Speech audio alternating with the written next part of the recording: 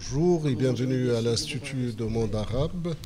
Nous sommes très heureux de vous accueillir pour la 9e rencontre de la chaire de l'EMA autour du thème « La représentation des femmes dans le monde arabo-musulman entre le Coran et la charia » qui provoque interrogation et débat.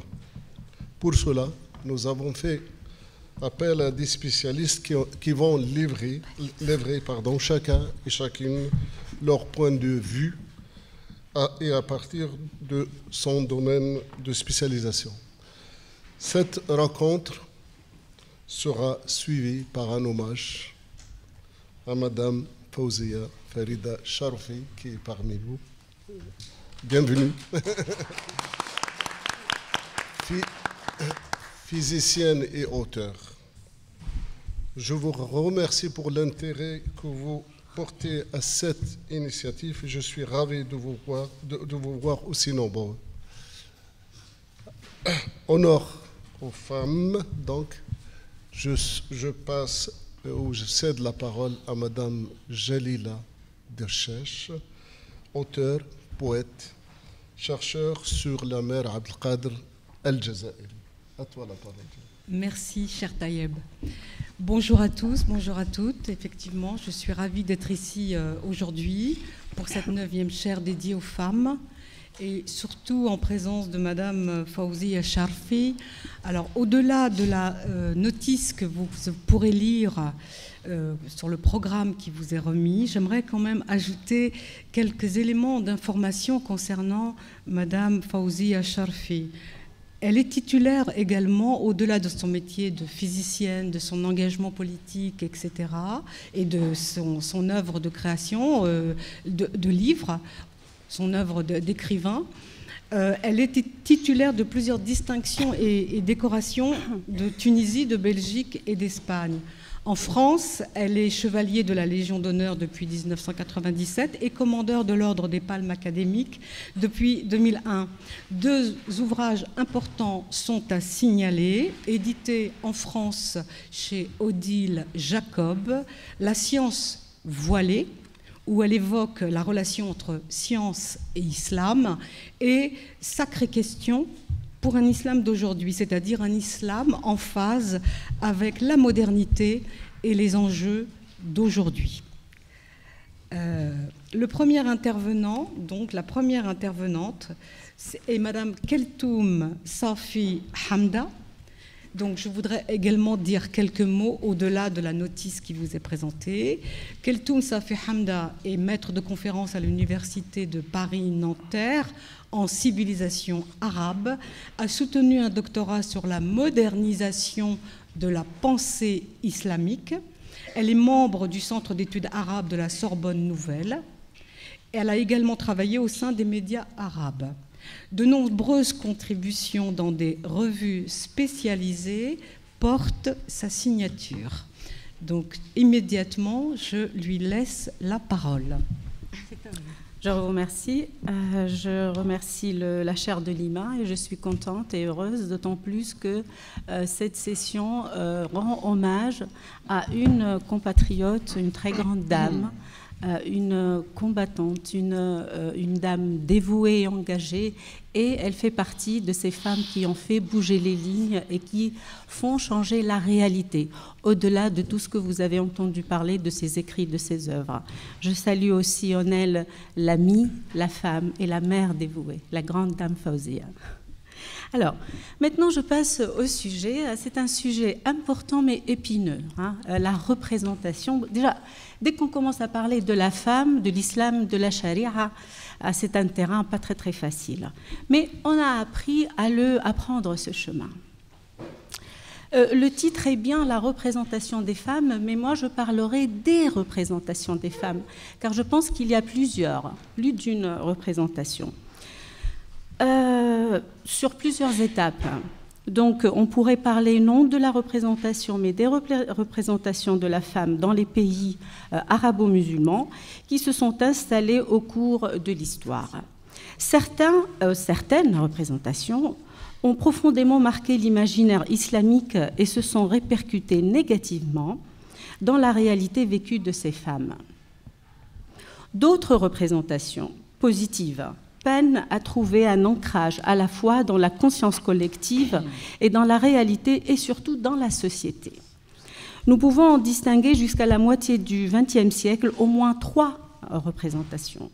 Une représentation du temps de la Révélation, une deuxième produite par les fuqaha bien après la mort du prophète et qui constitue la matrice de la sharia, et une troisième représentation qui est le fruit de la pensée réformiste de la Nahda ou Renaissance arabe. Celle-là est conduite par un nombre d'intellectuels modernistes, dont le salafiste moderniste Mohamed Abdou au XXe siècle. Fin du XIXe, surtout la fin du XIXe siècle. Ces 3 représentations ont pour référent le paradigme religieux. Une 4e représentation moderniste est en cours d'élaboration de nos jours, actuellement, dans un certain nombre de pays musulmans qui tranche avec les 3 premières et qui met le curseur non plus sur la défense de la charia comme norme et socle identitaire, mais sur le droit à la citoyenneté moderne, universelle pour l'homme et pour la femme. La première représentation de la femme en islam date du temps du prophète Mohammed, comme je l'ai dit. Elle prend sa source dans le texte coranique et le voisinage du messager. Dans l'islam premier, les figures de Khadija, de Aïcha, femme du prophète, se détachent. Depuis le premier jour, les femmes ont été les premières à recueillir la révélation transmise à Mohammed. C'est bien vers Khadija bint Khuwaylid que le prophète Mohammed s'est tourné en disant « Dathirini, Dathirini », ce fameux verset du Coran. Donc, les femmes du prophète sont devenues les dépositaires légitimes de la parole sans qu'il y ait aucune trace de mise en garde de leur incompétence à préserver, à lire et même à interpréter les paroles du texte et en être les gardiennes. Ces femmes ont acquis un instant de privilégié dans le Coran. Ahl al-Bayt, comme vous le savez, sont promis au paradis. Mais également dans la société et dans l'histoire, dans la religion et dans la légende populaire, Aïcha est quasi mythifiée dans l'imaginaire collectif musulman jusqu'à aujourd'hui. Dans l'imaginaire islamique, ces femmes étaient gardiennes du temple. Elles recueillaient la parole coranique, gardaient les manuscrits. Quelques-unes avaient leur propre exemplaire du Coran. C'est le cas de Hafsa, de Aïcha, de Sulma. C'est élaboré alors une image mythique, une représentation positive de la femme. Elle est souvent prise en exemple pour défendre la place de la femme dans le Coran. Mais cette image des grandes femmes, Ummahat al-Mu'minin, reste différente de la réalité de l'ensemble des femmes qui vivaient sous l'ordre tribal, qui a persisté après l'avènement de l'islam. Des femmes qui étaient des esclaves, différentes appellations, des affranchis, des libres, mais assujetties aux hommes. D'ailleurs, ce statut est repris dans certains versets. Pour défendre l'image de la femme dans le Coran, on fait référence souvent à ces femmes citées dans le texte fondateur de l'islam, mais il ne faut pas oublier que ce sont le plus souvent des femmes qui tirent leur légitimité du lien qu'elles ont avec le prophète, puisqu'elles sont femmes de prophète, mères de prophète, sœurs de prophète, seul Marie qui a été élue pour porter l'Esprit Saint. Mais il demeure certain que le Coran a promu l'image de la femme de son temps avec un horizon libérateur, tenant compte de la dimension temporelle et de l'intelligibilité humaine du messager qui a transmis la parole. Le Coran n'a pas supprimé des droits, mais en a créé d'autres pour la femme pour améliorer sa condition. Le chemin a été tracé pour les générations à venir. Mais ces femmes-là ne représentent pas en réalité la femme dans l'islam vécue tout au long des siècles. La majorité des femmes dans les sociétés musulmanes sont les femmes de la charia, qui est tardive, qui va être à l'origine d'une nouvelle représentation négative, cette fois, de la femme. La deuxième représentation de la femme est celle-là, donc elle a été forgée après la mort du prophète sous l'ordre impérial, en quelques siècles d'exégèse, d'interprétation, d'ijtihad et surtout de consensus par le fiqh qui a donné naissance à un ensemble normatif, fiqh al-mar'a au sein de la sharia. À l'image mythique de la révélation succède désormais l'image canonique, celle de la femme de la sharia, qui a une image négative sacralisée par le fiqh en tant que statut d'ordre divin. Elle apparaît inférieure à l'homme et soumise à un statut d'infériorité, partant du principe élaboré par un des hadiths attribués au prophète, qui aurait décrété, contrairement au texte coranique, que les femmes seraient naqisatu aqlin wa din. À ce titre, les femmes étaient considérées comme inférieures en intelligence et en religiosité ou en matière de religion et étaient donc placées sous tutelle. Je cite ce hadith tout en alertant à la réalité des hadiths qui sont ou apocryphes ou alors faibles, c'est-à-dire pas trop fiables. Alors, fiqh al-mar'a est presque en totalité fiqh al-nikah, tournant autour de la question sexuelle sous toutes ses formes. Rapports conjugaux, rapports sexuels, hors mariage, fornication, concubinage, procréation et filiation, en majorité. Voilà à quoi le fiqh l'a réduit. Et curieusement, ou sauf quelques exceptions, c'est dans ce domaine le confort de l'homme qui est privilégié. C'est au fur et à mesure que les fuqaha s'emparent du texte et de l'élaboration de la religion que les réticences envers les femmes vont s'installer et s'agrandir au gré des fuqaha. Petit à petit, le temps laissera les traditions et les croyances anté-islamiques s'installer dans la pratique religieuse. Voile, niqab, lapidation, pratiques coutumières et autres sont désormais considérés comme lois émanant du Coran. Les femmes perdront considérablement de cette relation privilégiée, décomplexée avec le texte. Ainsi, on prend sous l'autorité du fiqh pour un fait religieux des traditions et des coutumes. La sharia n'est pas toujours la réflexion fidèle des finalités du Coran. Elle met plutôt en avant son côté inégalitaire vis-à-vis de la femme. J'essaie de faire vite parce qu'ils m'ont dit seulement 12 minutes alors que je dois parler plus. La charia est incriminée aujourd'hui parce qu'elle résiste au principe égalitaire des valeurs universelles et qu'elle veut faire de la question de la femme et de la famille un domaine réservé, une exception islamique qu'elle soustrait au droit positif. Ce conflit des valeurs, celle professée par la législation islamique et celle contenue dans les déclarations et les traités relatifs aux droits de l'homme de l'ONU, va structurer la polémique de la représentation de la femme en islam. La charia, qui est à la base un acte séculier, puisqu'elle est une interprétation humaine des versets, des ahkam et des modalités de leur application, prend souvent un aspect sacré qui va jusqu'à empiéter sur le texte du Coran, l'ignorer, voire même le contredire. Elle est devenue l'apanage du modèle patriarcal ancien qui fait la promotion de l'image de la femme en tant qu'être faible à protéger, objet sexuel, source de fitna, dont il faut se méfier, mais également dépositaire du sharaf, l'honneur de la tribu. Le mouvement de la Nahda a été mu par la volonté de sortir de l'ère de la décadence.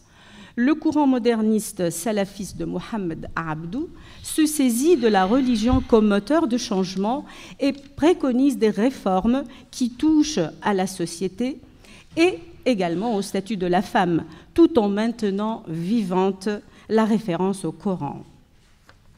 Je ne vais pas citer les autres réformateurs pour faire vite. L'ère de la Nahda introduit ainsi une rupture dans les représentations anciennes de la femme puisqu'elle va inspirer tous les débats futurs autour de la question. Les représentations classiques deviennent problématiques et sont sujettes à contestation. Les premiers réformateurs, tout en ouvrant la porte devant de nouvelles lectures des textes fondateurs, ont exagéré dans l'apologie de la charia. Ils ont considéré qu'au fond, la charia ne se contredit pas avec les principes de la civilisation moderne, ni avec l'émancipation de la femme, et ce, dans le but de faire passer leur discours à l'époque. une disqualification franche de la charia n'était pas possible. Elle ne pouvait relever que d'une coupure épistémologique au sein de la pensée islamique qui viendra après. En prolongement avec ce mouvement de la Nahda, mais en opérant d'autres ruptures, apparaissent vers le milieu du XXe siècle des mouvements intellectuels promus par des penseurs, des hommes de lettres, des historiens, des sociologues, des anthropologues et même des exégètes qui se penchent sur la tradition et le legs islamique et remettent en question tout l'édifice du Turath islamique. Ils procèdent à sa déconstruction en ayant recours à une conscience scientifique moderne qui se nourrit des sciences sociales et humaines contemporaines. La liste est longue de ces chercheurs, de ces penseurs. J'en citerai quelques-uns, comme Amin Al-Khouli ou Khalafallah ou Fazl Rahman ou Mohamed Arkoun, connu ici, Abdelkarim Sourouch, Mohamed Talbi, Nasser Hamed Abou Zaid, Abdelmajid Al-Sharfi et Mohamed Al-Sharfi, et bien d'autres intellectuels, aujourd'hui qui sont non issus des milieux religieux traditionnels pour la plupart. Ils ont mis au centre de leurs préoccupations la question de la modernité pour questionner l'islam sur sa capacité à s'adapter à la vie contemporaine et aux valeurs universelles, inscrites dans la Déclaration universelle des droits de l'homme et consacrée par la communauté internationale et qui était aussi ratifiée par la majorité, sinon par tous les pays arabes. Au niveau de la lecture de l'histoire de l'islam et du texte du Coran, une nouvelle méthode appliquée, profitant des avancées de la linguistique et des sciences sociales, va ouvrir un nouvel horizon pour des lectures qui libèrent le sens et dégagent l'horizon libérateur, évolutif et universel du Coran. La base salafiste est démantelée car les fondements du fiqh qui sont ébranlés, la règle des lectures salafistes qui se base sur le maintien des anciennes lectures partant du principe que plus on se rapproche du temps du prophète Mohammed et ses compagnons, plus le texte est mieux compris et donc maintenu à travers ces époques. Des questions se sont posées alors pour vivre en harmonie avec son temps. Faut-il réouvrir l'ijtihad, le moderniser en quelque sorte? Faut-il engager un aggiornamento à l'image du Concile Vatican II de l'Église catholique entre 62 et 65? Comme le soutiennent certains, l'islam est-il réformable? Avons-nous besoin d'autres lectures, d'autres interprétations des textes fondateurs? Je dirais que des lectures, y compris des lectures nouvelles, il y en a eu. Mais le problème, c'est le retour possible des clôtures aussi à travers des lectures dites nouvelles. N'oublions pas que Ibn Taymiyyah est un mujaddid. Ibn Taymiyyah qui inspire aujourd'hui beaucoup d'idéologies, pas seulement salafistes, mais djihadistes et terroristes. Donc il était mujaddid dans son temps, et certains le classent même parmi les modernistes. Modernes dans les temps modernes. Donc, dire que le Coran est pour les femmes ou les protège ne suffit pas.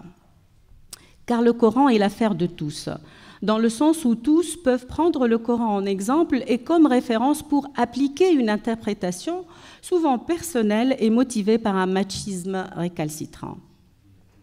Il existe de nombreux exemples dans le Coran qui confirment l'infériorité de la femme malgré les avancées indéniables répétées dans le texte coranique. Maintenant, pour ces versets qui inspirent l'infériorité, c'est-à-dire je parle surtout de la lecture, de l'interprétation littérale. Le discours populiste de la prédication islamique, ad-da'wa al-islamiyya, se saisit aussi du Coran à travers l'image qu'il donne de la femme au paradis pour consacrer la représentation la plus dégradante de la femme en islam, véhiculée par une lecture littérale des versets où il est clairement question de femmes houris, objets sexuels et objets de désir, et récompense pour l'homme. C'est le socle idéologique que se partagent le djihadisme et le salafisme.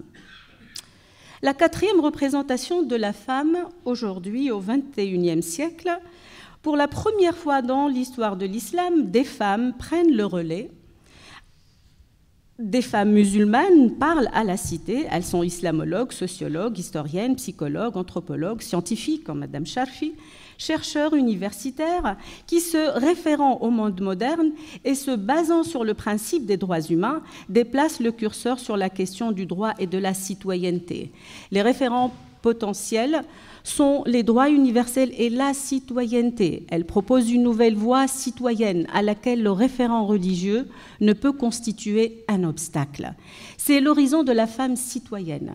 La femme n'est plus un être social inférieur auquel il s'agit d'octroyer des droits au gré du souverain ou du faqih. Ces femmes modernistes défendent la citoyenneté à part entière. C'est une quatrième représentation de la femme qui est à l'œuvre de nos jours et qui vient contester l'image islamique traditionnelle de la femme. Ces nouvelles foi féminines s'arment aussi du Coran pour devenir actrices et non plus objet de la charia.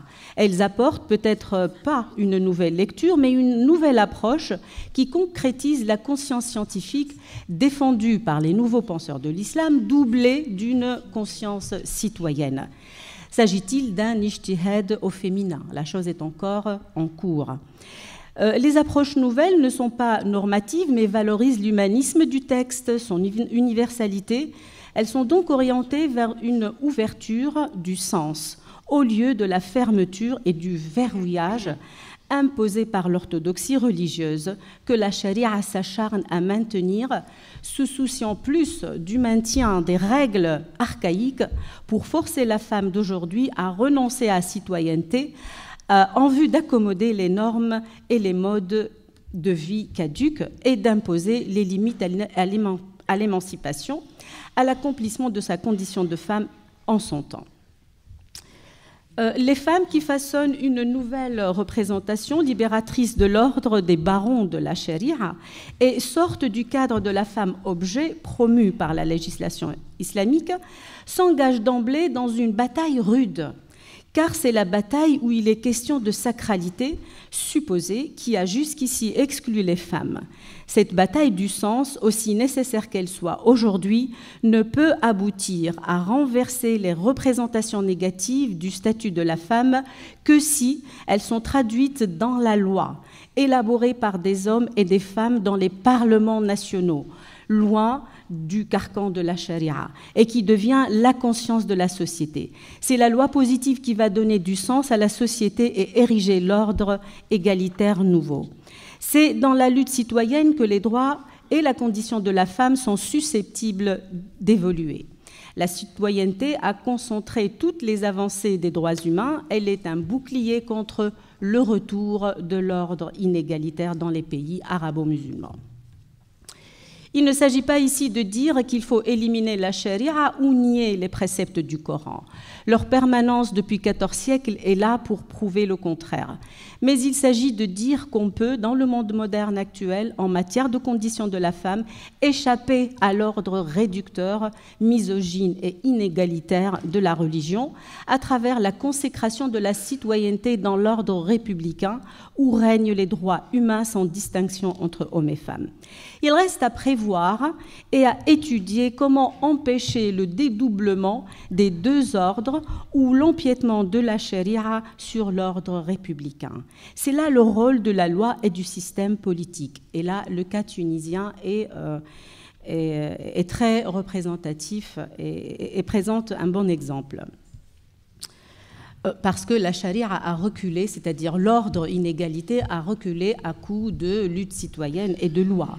Ce combat est à l'œuvre sur le plan intellectuel, mais aussi dans la vie active de la société. Penser ou dire aujourd'hui que la femme arabo-musulmane est la femme du Coran et de la charia risque d'être une nouvelle représentation, car la réalité est autre. Je prends toujours l'exemple de Madame Charfi, qui prouve que non. Donc, il y a un autre statut, il y a une autre femme. Ces femmes, dans leur diversité, brisent les frontières et surtout l'image idéologique qui fait de la femme arabe et musulmane d'aujourd'hui une femme soumise, assujettie, inférieure. Pourtant, partout dans le monde islamique, les femmes sont étudiantes, chauffeurs de taxi, cultivateurs, ouvrières, chirurgiennes, managers, ministres, etc. Elles cassent les carcans et brisent au quotidien les barrières et les tabous, loin de l'image surfaite de la femme de la charia. La sécularisation a donc bien pavé le chemin d'une citoyenneté méritée. Je vais vite finir. La femme arabo-musulmane est longtemps restée prisonnière d'un triangle liberticide qui est formé par la charia, l'ordre social machiste inégalitaire et le pouvoir politique oppressif. C'est l'accomplissement de la citoyenneté pour tous qui est capable de briser ce triangle liberticide inégalitaire. Et c'est la lutte citoyenne dans le cadre de la société civile, mais aussi du champ politique, qui pourra rompre cet éternel retour des clôtures et des représentations négatives. Les lectures nouvelles peuvent vaincre les représentations négatives seulement si elles arrivent à être traduites en lois et règles citoyennes qui rendent les acquis irréversibles et le retour d'autres lectures dégradantes et misogynes inenvisageables. Je vous remercie.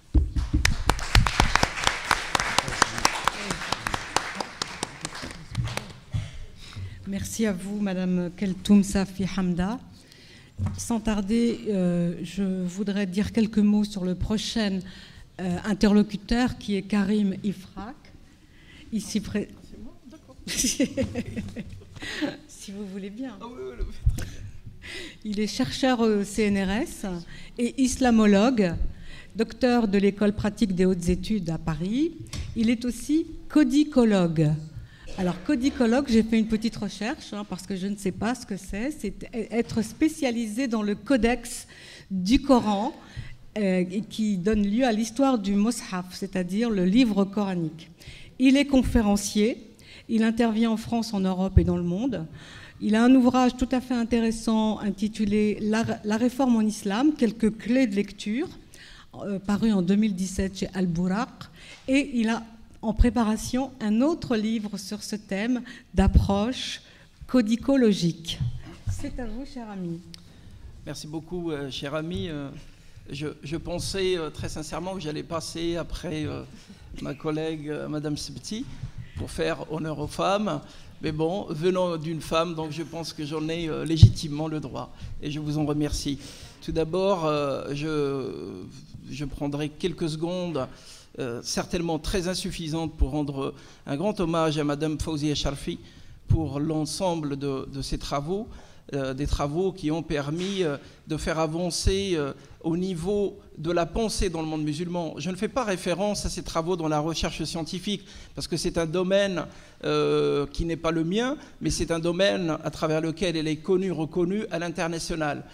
Les chercheurs qui sont spécialisés de ces disciplines la connaissent parfaitement, d'autant qu'elle connaît très très bien ce domaine. Je voudrais également dire un grand merci à cette honorable maison à la tête qui nous ouvre ses portes et à sa tête Monsieur le Président Jacques Lang, également Monsieur Mouajab Zahrani qui est le directeur général de cette maison et bien évidemment notre ami Taïeb Oudlarossi qui est le directeur de la chaire. J'en profite également pour dire tous mes remerciements à vous toutes et à vous tous d'être venus nombreux ce soir pour discuter ensemble de ce sujet qui s'inscrit dans l'actualité et qu'on peut même dire, oser dire, qui s'inscrit dans une actualité assez chaude. Pour revenir maintenant à notre sujet, parce que le temps réparti est assez restreint, la question de la représentation de la femme dans le monde arabo-musulman à travers la charia, au regard de la charia et du Coran est un sujet qui, fort malheureusement, reste tabou dans les espaces arabo-musulmans. Nous avons une grande chance d'être en France et nous avons la chance d'être ici à Lima pour pouvoir débattre de ces sujets-là qui n'ont pas été encore défraîchis assez suffisamment pour faire la lumière sur pas mal d'angles, notamment les angles morts. Par contre, par souci de méthodologie, je voudrais apporter une précision parce que le sujet laisse entrevoir des possibilités qui sont très larges. Donc pour le cadrer, je dirais que la question de la représentation de la femme dans le monde arabo-islamique n'est pas monolithique, elle est plurielle. On ne peut pas traiter comment est considéré ou comment évolue le statut de la femme dans ces espaces-là, de la même façon au Maghreb qu'au Moyen-Orient, de la même façon en Égypte qu'en Tunisie, etc., etc. Cette précision étant faite et donc évacuée, nous allons passer aux choses un peu plus sérieuses. Il serait un peu difficile de nier que la situation ou le statut de la femme dans les espaces, dans les mondes arabo-musulmans, n'a pas connu des avancées significatives. Si on prend un petit peu la ligne du temps, un temps assez court, si on revient sur les 60 dernières années, pas mal de choses ont évolué dans le bon sens.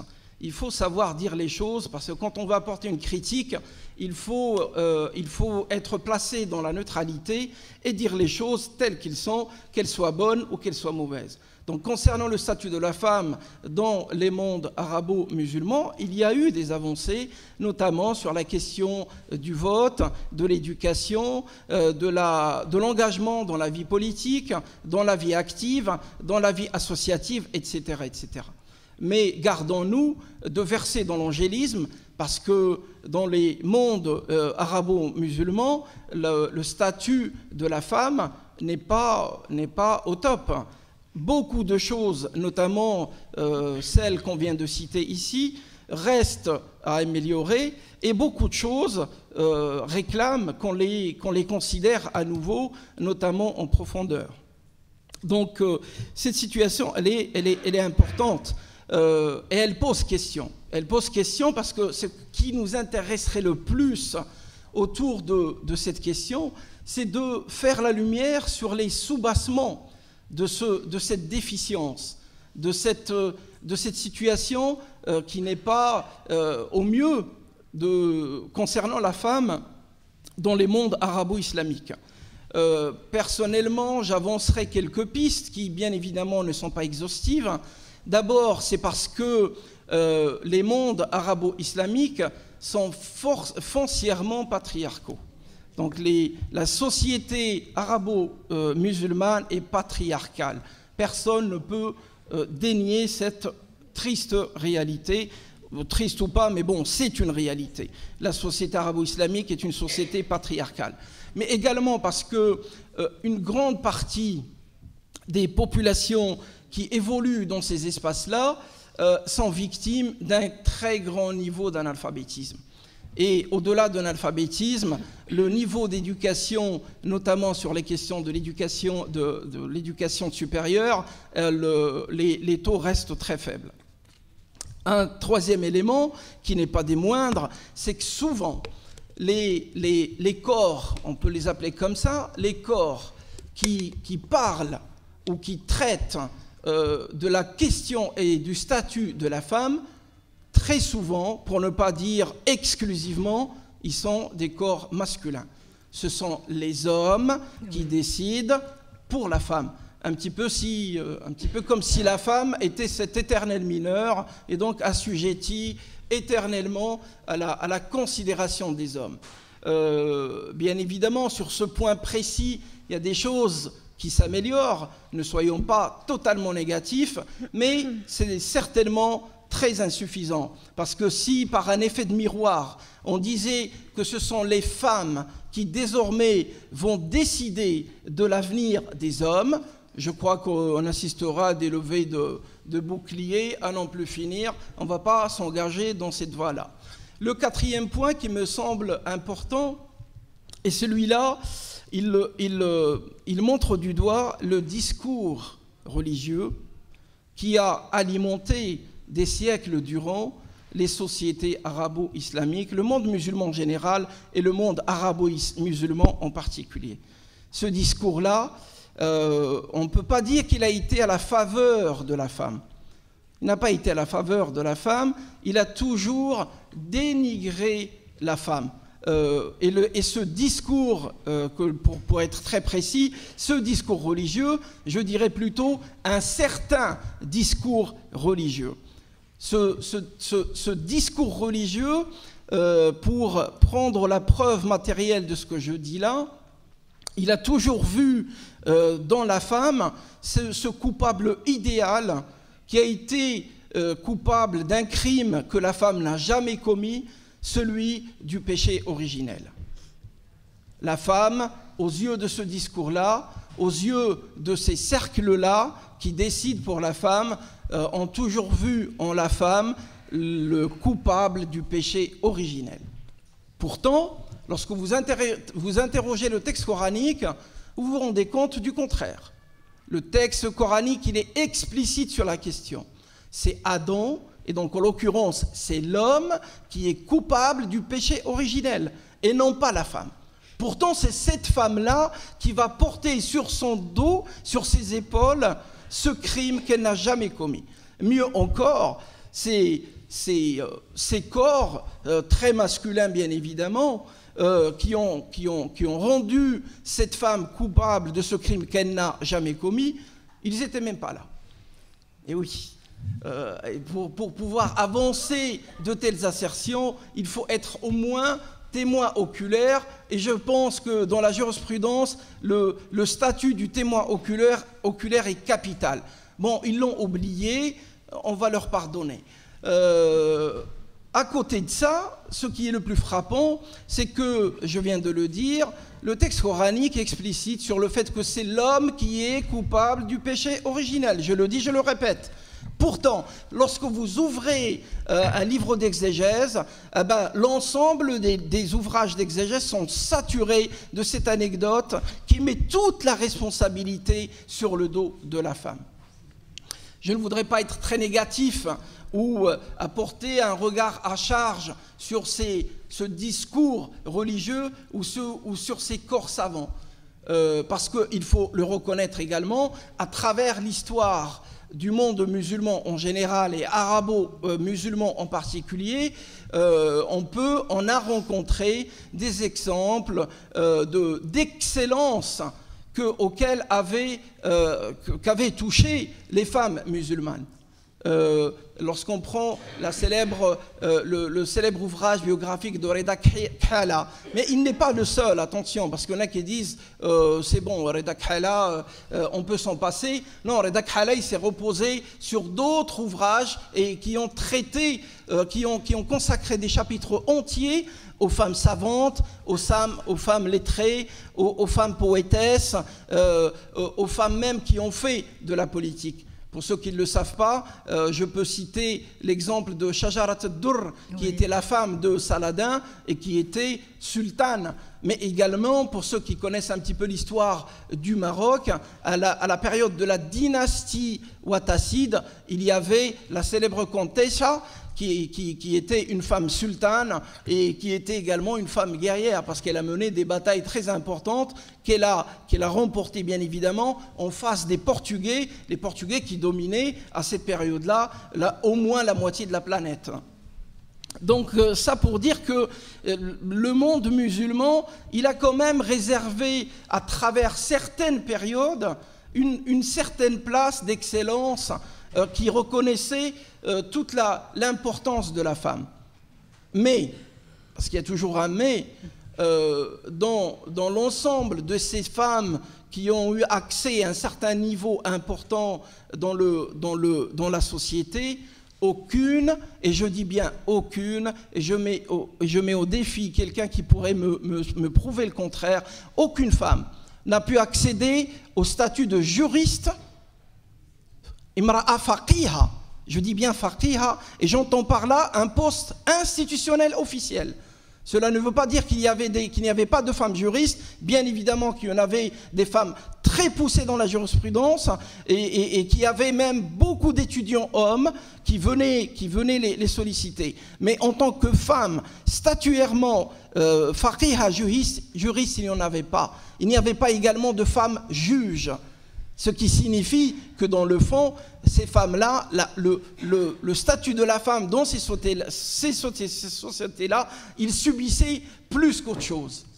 Parce que lorsque vous regardez un petit peu les autres espaces que pouvait combler la femme savante, la femme poétesse, la femme lettrée, etc., ce sont finalement des postes qui ne touchent pas la société et qui ne l'impactent pas. C'est du domaine du privé, c'est une dimension assez restreinte. Mais lorsqu'il s'agit de pouvoir impacter la société, eh ben la femme n'avait pas droit au chapitre. Alors si la femme n'avait pas droit au chapitre, c'est également parce que le discours, ou plutôt un certain discours religieux, est omniprésent. Un discours qui ne peut pas donner ou accorder cette place qui revient de droit à la femme, parce qu'il a développé un arsenal idéologique qui va à l'encontre de l'épanouissement de la femme. Et là, je reprends le hadith qui a été avancé tout à l'heure, qui signifie les femmes sont déficientes. Parce que j'ai eu un peu de mal à traduire ce petit passage, parce qu'il n'est pas simple. On pourrait faire une conférence entière, ne serait-ce que sur la traduction de ce hadith. Les femmes sont déficientes au niveau de la mémoire et de la pratique religieuse. Le sens qui est donné plus tard, qui est attaché à ce hadith, c'est qu'au niveau de la mémoire, les femmes, avec l'âge avancé, elles perdent de la mémoire. Je connais beaucoup d'hommes aussi, à un certain âge avancé, où ils perdent la mémoire. Et puis il y a la question de la pratique déficiente au niveau de la pratique religieuse. Là je vais m'abstenir de dire quoi que ce soit, parce que sur la pratique religieuse, la déficience de la pratique religieuse du côté des hommes, il y a à boire et à manger. Donc on laissera ça de côté. Par contre, ce hadith qui est très gênant, bien qu'il est présumé être un hadith authentique, bien que ce hadith, on le retrouve retentissant dans les grands recueils sur lesquels je vous invite à aller sur Internet, où il y a un article que j'ai commis il y a quelques semaines sur la question du hadith. Vous avez plus d'éléments, on ne va pas rentrer dans les détails. Mais ce hadith, il interroge énormément. Ce hadith qu'on retrouve uniquement et exclusivement dans les recueils de hadith, mais dont on ne trouve aucune trace dans un ouvrage phare de référence qui est le célèbre Muwatta de l'imam Malik. L'imam Malik, qui est un savant reconnu dans le monde musulman, qui est un savant qui produit de la jurisprudence, eh ben oui, lui, il a eu la prudence de ne pas citer ce type de hadith dans son ouvrage. C'est quand même une piste qui nous interroge. C'est très important.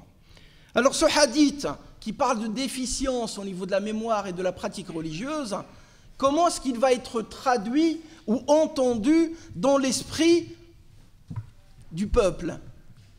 Eh ben, il va y avoir une espèce de glissement de sens jusqu'à ce qu'ils deviennent, les femmes sont déficientes intellectuellement et moralement.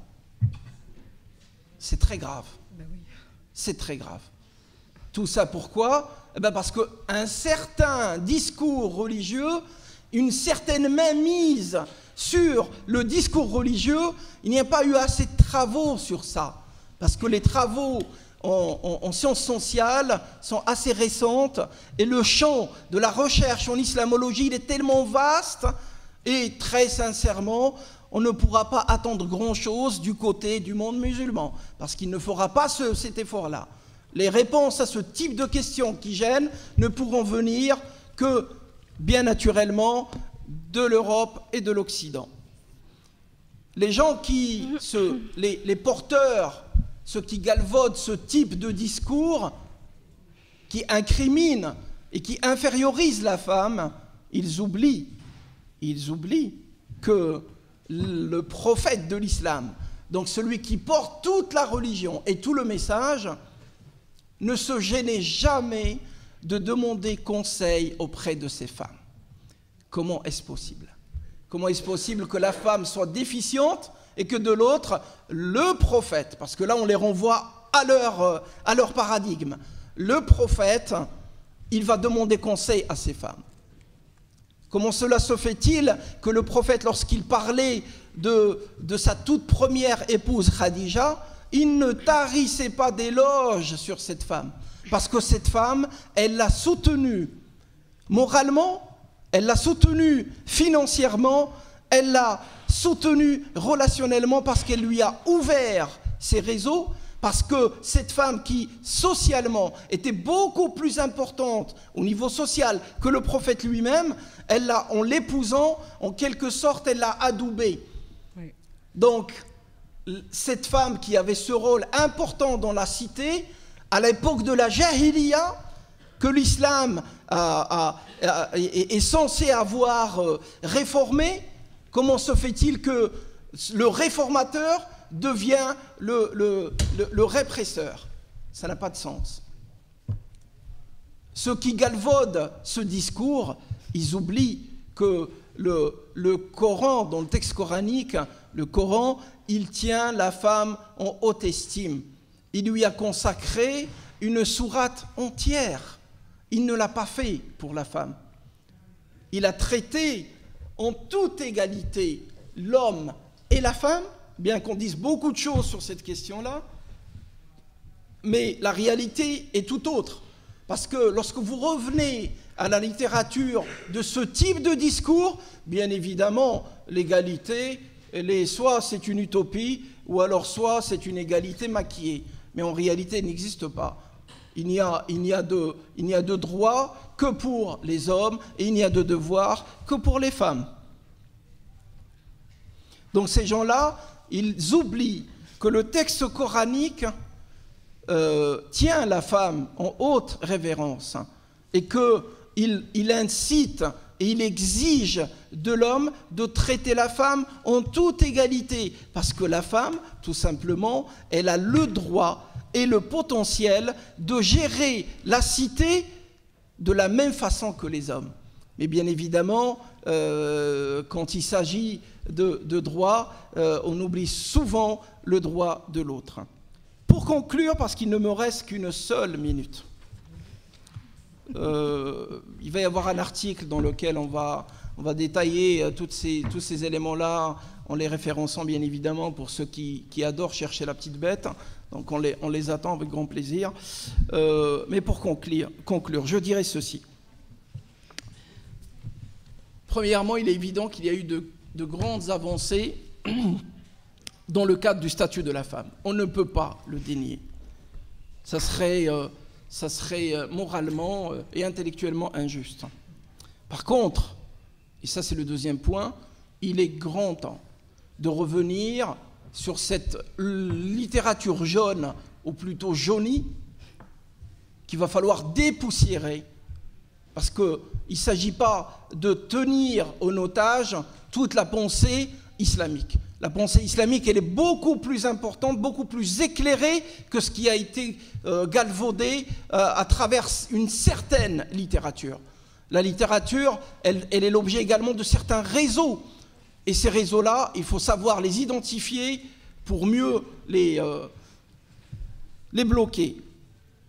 Le troisième point qui me semble important, c'est qu'il est grand temps que la femme, dans les mondes arabo-islamiques, et non pas le monde, mais les mondes arabo-islamiques, retrouve toute sa place qui lui revient de droit, et en particulier sur les questions qui la concernent, à commencer par son intégration dans les collèges de jurisprudence, dans lesquels on ne la voit jamais. Les femmes sont capables de réfléchir, sont capables de parler d'elles-mêmes, sont capables de défendre leurs droits. Il faut qu'on leur donne. Et je vous remercie.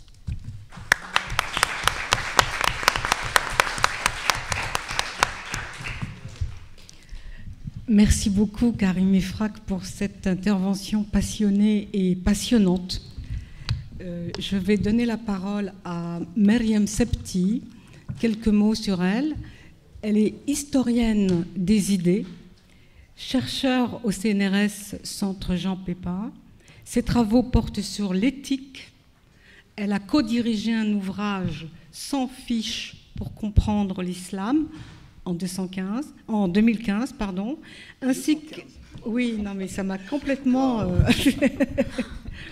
En 2015, je reprends, ainsi qu'un ouvrage que vous avez écrit, madame, sur Avicenne et sur la métaphysique d'Aristote. À vous la parole. Merci. Contrairement à mes confrères, je ne suis pas islamologue et j'ai accepté de venir néanmoins par hommage pour Fawzia Charfi, dont je respecte profondément l'engagement et les combats. Donc mon discours ne sera pas nourri de la même manière et je vais chercher en quoi je pourrais apporter quelque chose à cette réunion, éclairer, enfin contribuer au débat.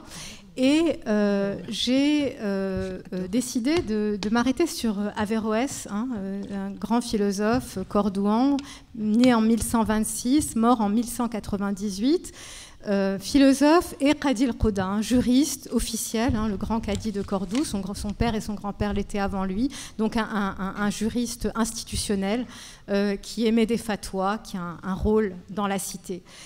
Averroès revient au Coran. On a beaucoup parlé des déviations, des hadiths authentiques, pas authentiques, et lui part du Coran, de l'ontologie coranique. Qu'est-ce que c'est l'ontologie ? C'est ce qui concerne la nature essentielle, l'ontologie de l'homme, ce qui concerne la nature essentielle de l'homme.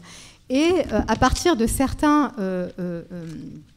versets coraniques, dont je vais vous citer certains pour vous montrer à partir de ces versets comment Averroès construit son discours sur les femmes.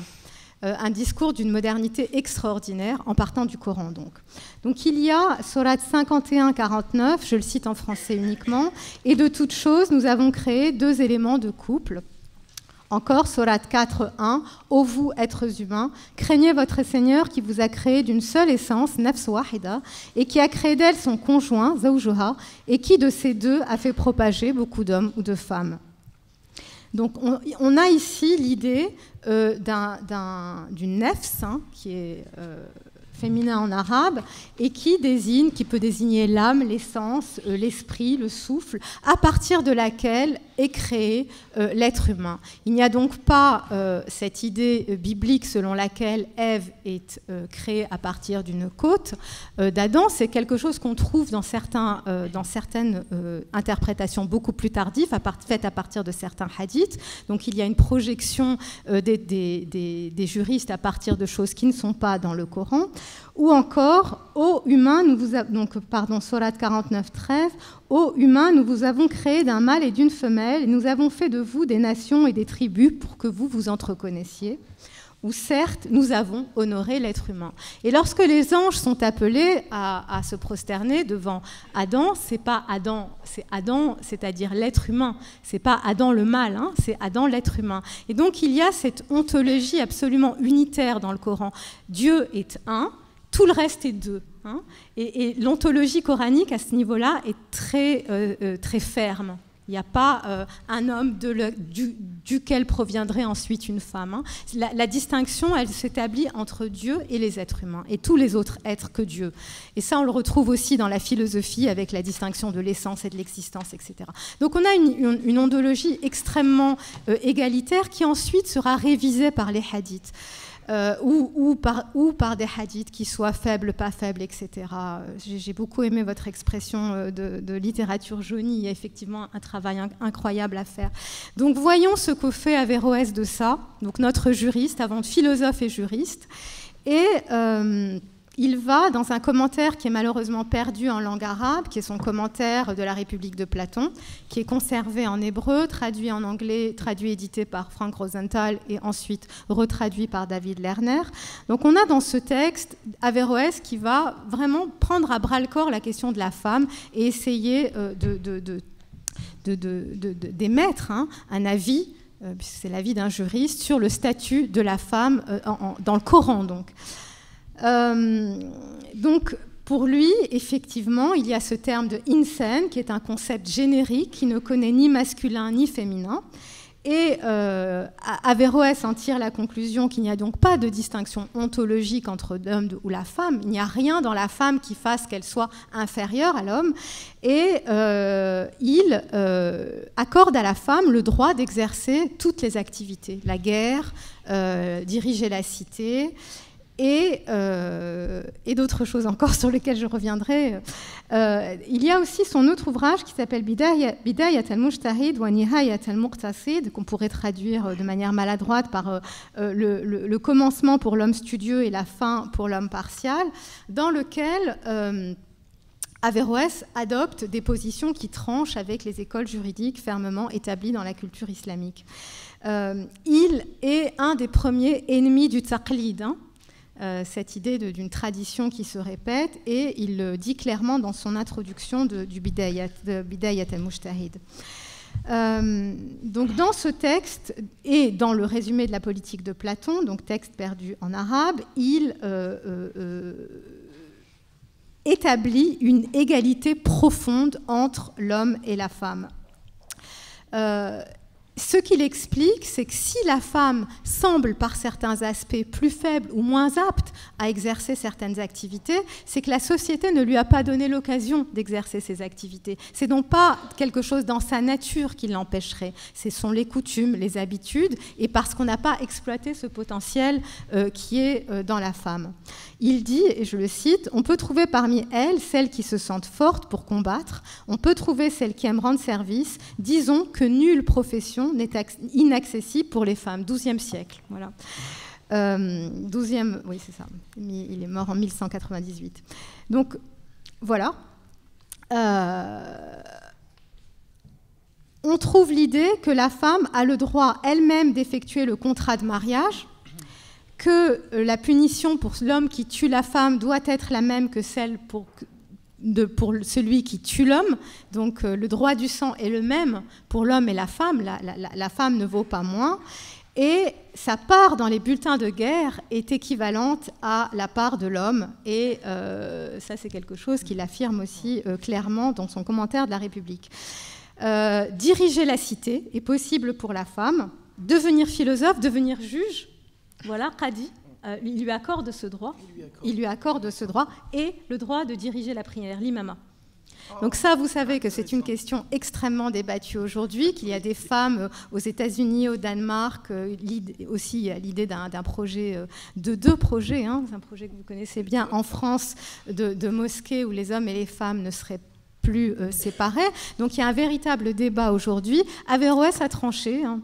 Au XIIe siècle, la femme peut diriger la prière. Il n'y a rien qui empêche la femme de diriger la prière. Il va aussi loin que de dire, puisqu'il est dans une tradition platonicienne qui a été reprise par Farabi, donc l'homme ou la femme destinée à diriger la cité, c'est le philosophe roi. Averroès va jusqu'à dire que la femme est apte à atteindre ce niveau de réalisation ultime pour l'être humain, qui est celui de philosophe roi. Ce niveau est accessible à la femme. Voilà ce que nous dit Averroès. Donc on a cette égalité de nature qui est affirmée de manière claire par Averroès, qui donc ne trahit en rien l'ontologie coranique. Et c'est ça qui est important à comprendre. C'est qu'Averroès est avant tout un juriste, quelqu'un qui respecte profondément le Coran. C'est pas, le problème, c'est que les critiques qui ont été faites ensuite par des gens comme Razali, et puis la place des philosophes musulmans dans l'histoire intellectuelle arabe et musulmane, puisqu'il y a, certains ne sont pas arabes, donc beaucoup même, à laisser penser qu'ils étaient marginaux. Averroès n'est pas un marginal, c'est un qadi, même si ensuite il a été exilé, etc. Donc tout ça, ce sont des avis juridiques qui sont émis par lui. Donc cette égalité, elle prend sa source dans l'ontologie coranique, et voilà ce que nous dit, je cite encore une fois Averroès: d'autant que les femmes sont du même genre que les hommes, elles s'associent avec eux dans une fin humaine et elles divergent seulement d'un plus ou d'un moins. Donc il ne s'agit pas d'une différence de nature, mais d'une différence de degré.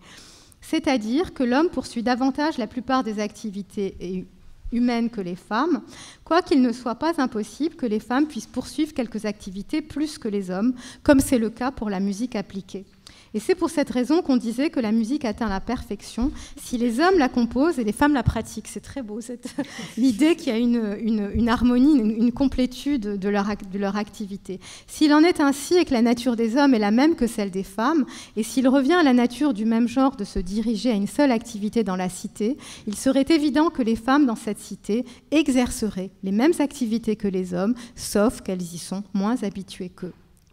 Donc la dissemblance est due au fait que les talents des femmes ont été inexploités, qu'on ne leur a pas laissé la possibilité de développer les capacités qu'elles ont de manière absolument égale aux hommes. Enfin, je sais pas, moi quand j'ai lu ça, j'ai été très enthousiaste. Donc évidemment, donc je vous le disais, enfin pas évidemment, mais de manière extraordinaire, donc atteindre le niveau de philosophe roi. On lit aussi dans Bidayat al-Mujtahid fi Nihayat al-Muqtasid, il revient à la femme la même chose qu'aux hommes concernant les dépouilles. Hein. Donc au niveau de la guerre, égalité.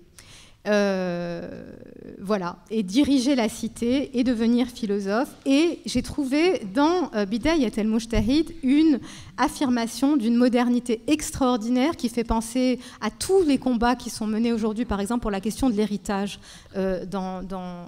notamment en Tunisie.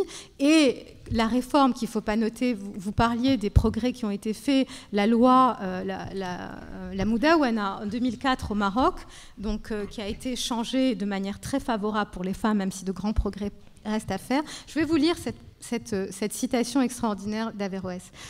Quand on considère que les femmes étaient un fardeau pour les hommes, il s'agit d'une des causes de la pauvreté dans ces cités.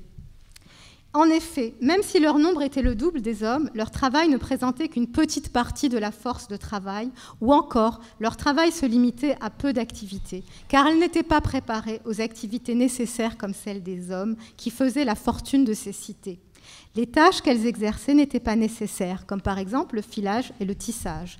Ces tâches n'étaient que des substituts de ce qu'elles pouvaient effectuer des travaux qui leur étaient refusés par la société. Et ce que dit clairement Averroès ici, c'est ce qu'on retrouve aujourd'hui dans tous les débats sur l'héritage au Maroc, en Tunisie. Vous êtes plus avancés que nous dans ce débat, c'est-à-dire que l'appauvrissement des femmes, la sous-exploitation des femmes fait l'appauvrissement de la société. Une femme qui se retrouve avec 3 enfants et pas d'héritage dans la rue, c'est ces enfants qui ne vont pas éduquer, ces garçons d'ailleurs, et c'est une société qui va faire le bas. Donc ça, il le dit, j'ai trouvé cette phrase, on pourrait lire aujourd'hui dans un journal, tellement elle est moderne.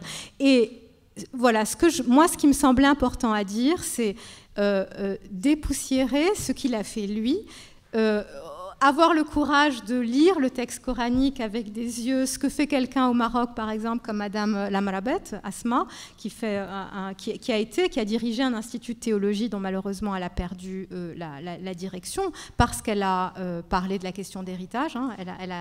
Elle a donné un avis et ça a été très mal vu. Donc des gens qui reviennent au texte coranique, à cette égalité, à cette justice sociale qui est au fondement de ce texte, qui en fait un grand texte, un vrai texte spirituel, qui a pu nourrir 14 siècles d'une grande histoire, hein, à la fois philosophique, soufie, spirituelle, juridique, etc. Donc c'est qu'il y a vraiment quelque chose. Donc ce grand texte, peut-être, une des pistes, effectivement, c'est de faire ce qu'a fait Averroès, le lire avec des yeux, avec du courage, avec de l'énergie et peut-être laisser tomber tout ce poids du taqlid et le poids énorme de ces pages jaunies. Donc voilà ma très modeste contribution à cette discussion. Je vous remercie. Merci beaucoup, Myriam.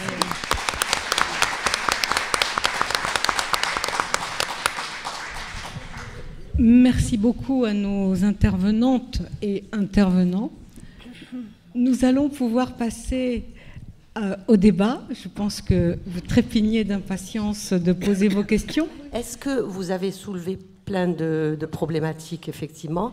Est-ce que la question de la laïcité, donc la séparation du religieux et du politique dans un pays musulman, est une nécessité pour l'émancipation des femmes? Ça, c'est une question pour nous qui est fondamentale. Et puis le mouvement des femmes, je suis d'accord avec les 3 intervenants, a quand même une avancée historique, il faut reconnaître. Très bien. Nous allons prendre une autre question, s'il vous plaît. Nous allons grouper quelques questions afin de répondre au plus grand nombre, s'il vous plaît. شكرا جزيلا.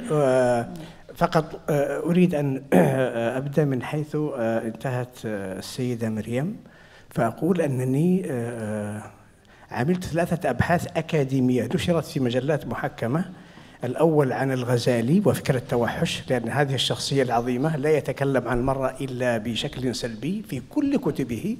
ثم بحث آخر نشر في تونس في مجلة تونسية عن فكرة المحبة عند ابن حزم، وابن حزم لا يتكلم عن المرأة إلا من باب المحبة. والبحث الثالث والأخير ونشر لا أدري الآن، نشر في فصول في القاهرة في مجلة مصرية عن ابن رشد، وهو فعلا متجاوز الكثير مما حتى يطرح اليوم في بعض الدراسات. السؤال الذي طرحته في عديد المناسبات هو لماذا فكر التوحش يتصل وينمو ويكرس، وفكر المحبة وفكر التعقل والأنسنة كما سميته عند ابن رشد لا يشتغل؟ أعتقد أن جزء من الإجابة سمعناها في مجتمعات قبلية، المؤسسات السائدة سواء التربوية والقضائية تنفي، وبالتالي نحن الحقيقة هنا ليس المسألة مسألة إيسانس أو يعني جوهر في القرآن وفي الخطاب، وإنما هي تاويلات بشرية وصراع تاويلات، صراع قراءات. شكرا جزيلا. Merci. Une autre question là-bas. لماذا عندما نتحدث عن الإسلام لا نأتي بأناس يدافعون عن الإسلام؟ هذه وحدة، لأني لاحظت كل مرة الناس ضد الإسلام ولا يوجد عدل. هذه أول شيء. ثانيا طبعا نحن في المحكمة يجب أن يكون القاضي يعني المتهم لديه الحق أن يدافع عنه أولا. ثانيا بالنسبة للحديث ناقصات عقل ودين، أنا تعلمت في الجزائر ناقصات عقل ليس أنهن مجنونات، وإنما العقل، إنما أن لهن أكثر العاطفة. أما بالنسبة للدين فنحن نعلم لا خليني أكمل. أما بالنسبة للدين فنحن نعلم أنهن عندما يكون لديهن الحيض لا يصلين. إذن أرجو أن يكون هناك عدل والسلام عليكم. Merci à vous, madame. Peut-être un peu par ici, je trouve qu'il y a un petit peu de... S'il vous plaît, tout à l'heure, monsieur, nous reviendrons vers vous. Madame. Merci à Myriam Septi. Vous m'avez donné espoir. Moi, je suis une cinéaste. Et vous m'avez donné beaucoup d'espoir en faisant l'excavation archéologique de Ibn Rushd. Jusque-là, je n'avais entendu que des choses négatives. Je veux seulement comprendre comment Ibn Rushd s'y prend. Vous avez dit qu'il respecte profondément le Coran. Or, moi, ce que j'ai entendu de gens qui connaissent par cœur le Coran, c'est An-Nisa qawwamuna ala rijal, les hommes ont prééminence sur les femmes. Le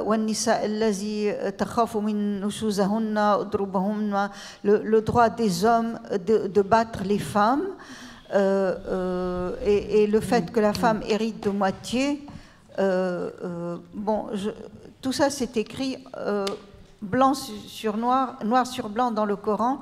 Et comment est-ce que Ibn Rushd s'y prend pour interpréter les choses différemment? Et aussi la question du voile. Je veux dire, ça ouvre beaucoup d'espoir qu'on puisse interpréter les choses différemment maintenant en se référant à Ibn Rushd. Donc on peut faire mieux encore aujourd'hui au XXIe siècle. Merci beaucoup, madame. Alors maintenant, on va commencer à répondre. Qui veut répondre? Sur la question de la séparation, oui. Je crois que madame, elle est spécialiste. Voilà. Spécialiste, d'accord. Donc, madame Keltoum. Oui, j'ai quelques éléments de réponse. Alors, pour madame qui a posé la question de la laïcité, ça dépend de la définition qu'on va donner à la laïcité. Hein. Alors, si c'est une laïcité à la française, oui. Si c'est une laïcité à la française, vous savez que ce n'est pas possible, il n'y a pas d'église. Au lieu de l'église, on a un corps religieux et on a une sharia, c'est-à-dire un ordre religieux. Mais si on utilise le mot de sécularisation, elle est déjà en œuvre et oui, elle aide beaucoup à améliorer les choses. Il n'y a pas, ça c'est certain. J'aimerais répondre rapidement à la dame qui a parlé en arabe. Je pourrais bien vous répondre en arabe, mais je crois que l'audience est francophone.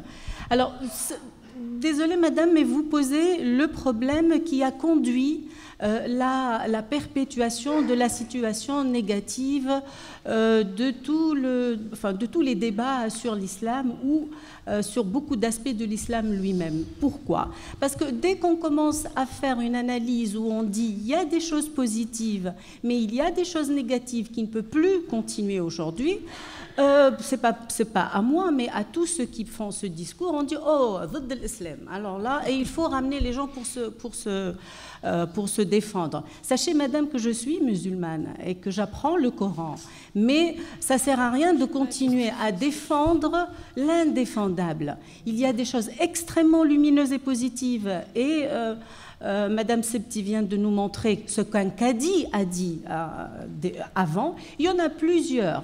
Dans le passé de l'islam et dans le passé récent et même actuel. Alors, poser un regard critique pour améliorer les choses et justement pour mieux défendre le statut d'un texte qui est au-dessus de la réalité, ce n'est pas du tout être ضد l'islam. Hein. Et tant qu'on va avoir cette attitude combative que tout va bien pour le meilleur des mondes, on continuera à débattre comme aujourd'hui, toujours des problèmes et de la condition qui n'est pas très très positive. Alors, monsieur aussi qui a parlé en arabe, j'aurais pu lui répondre en arabe, mais je dirais rapidement pourquoi c'est toujours c'est-à-dire le côté négatif qui est continué, et c'est lui qui est le plus connu, et ben c'est à cause de l'union entre pouvoir et religion. Ce sont deux pouvoirs qui se sont liés depuis très très longtemps et c'est une alliance qui est perpétuée d'une part. D'autre part, en islam, il y a toujours eu cette peur maladive de la fitna, de la différence, de la divergence. Thaqafat al-ijma', il faut qu'on soit tous d'accord, qu'on dise la même chose, qu'on soit uniforme. D'où l'aspect cultuel aujourd'hui exagéré dans la religiosité. C'est-à-dire il faut que tout le monde fait la même chose. C'est plus simple. Et malheureusement, ce qui est le mieux partagé et le plus unanime et le plus simpliste, c'est justement ce taqlid des choses presque machinales et parfois dénudées de sens. Merci beaucoup pour ces lumineuses réponses. Je donne la parole à Mariam Septi, puisqu'on l'a interrogée sur Averroès. Oui, pardon. Ah oui, vous m'avez posé la question sur Ar-Rijal, Aqawamun. Donc, Qawam ala Nisa. Donc là, effectivement, bien sûr, il y a. Ma réponse a envie de porter sur deux volets. Un, c'est que Averroès est un qadi, comme je l'ai dit, un grand qadi, mais il est aussi philosophe.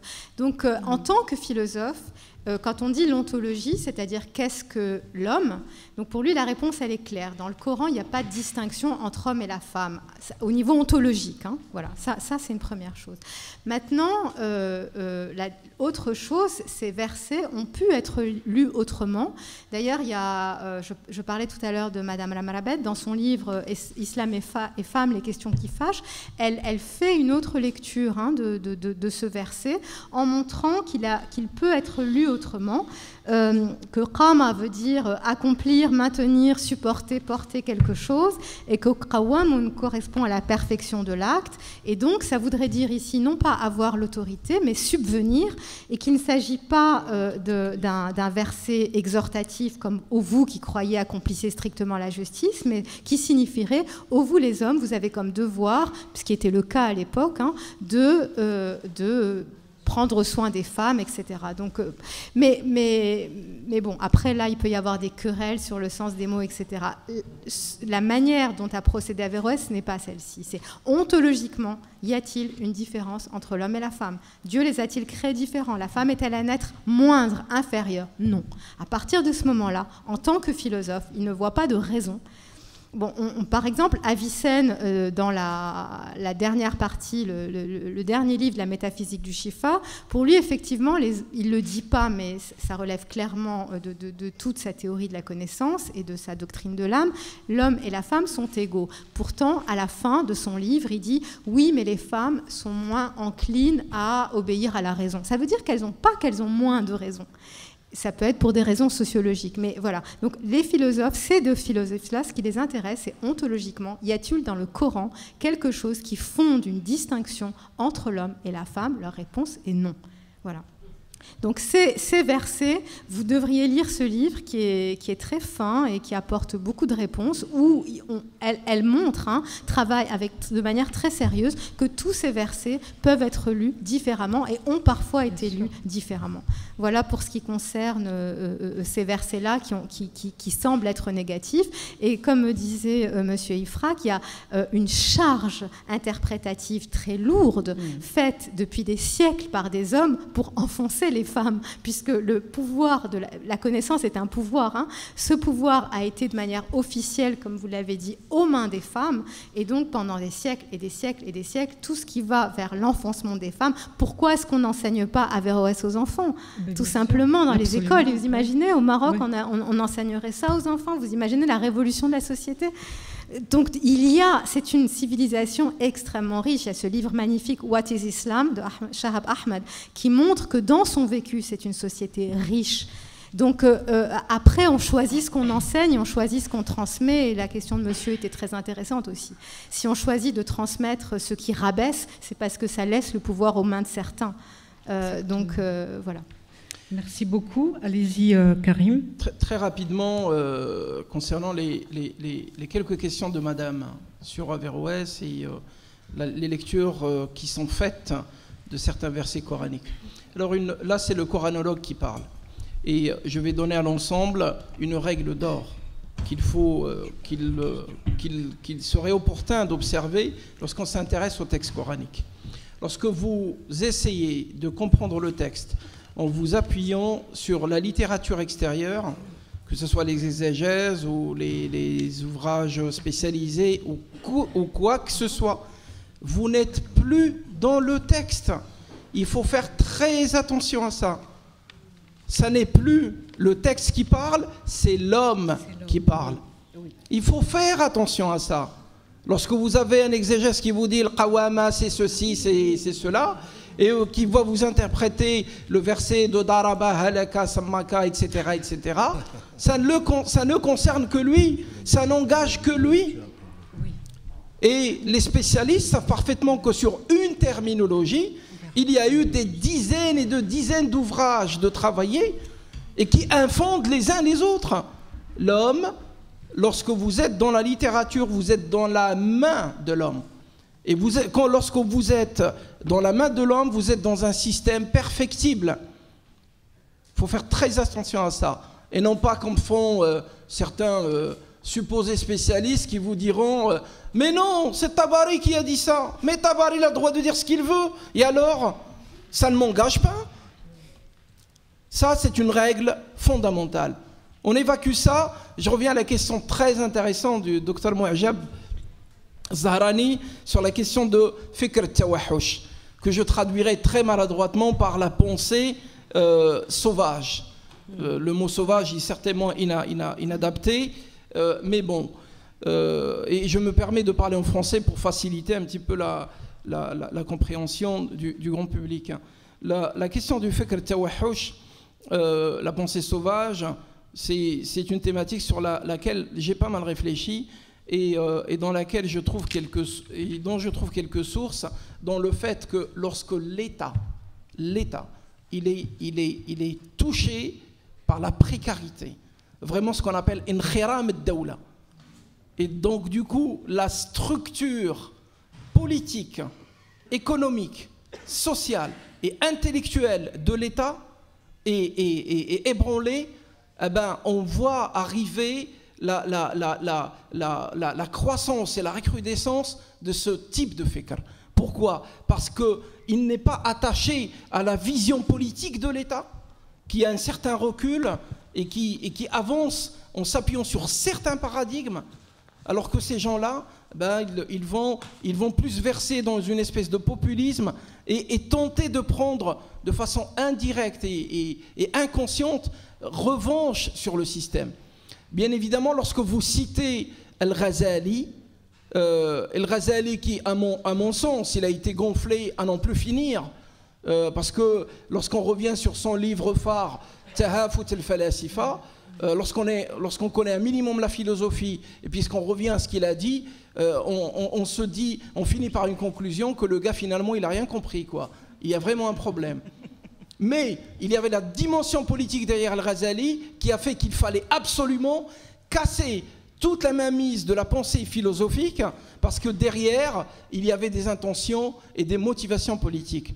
Al-Ghazali, bien évidemment, il n'a pas appartenu à une époque où l'État était complètement fracturé, mais n'empêche qu'il a vécu dans une période où le danger, entre guillemets, fatimide, était à son paroxysme. Donc du coup, lorsque vous donnez la parole à la même personne tout le temps, eh ben, s'il a des problèmes à régler avec la femme, eh ben, il les règle par écrit. Et le problème, c'est qu'il n'y a personne pour lui répondre à côté. Et du coup, ce qu'il dit ne peut engager que lui. Je le dirai jamais assez. Je vous remercie. Merci beaucoup pour ces lumineuses pensées et ces lumineuses explications. Pour ne pas empiéter sur la prochaine séance, j'aimerais remercier très chaleureusement toutes les personnes ici réunies, ainsi que Madame Fawzia Sharfi qui nous a fait un grand honneur d'être avec nous. Et place à la deuxième session, Madame Aziza Naïd Sibaha, si elle veut bien prendre place pour assumer sa mission de modératrice. Merci à vous.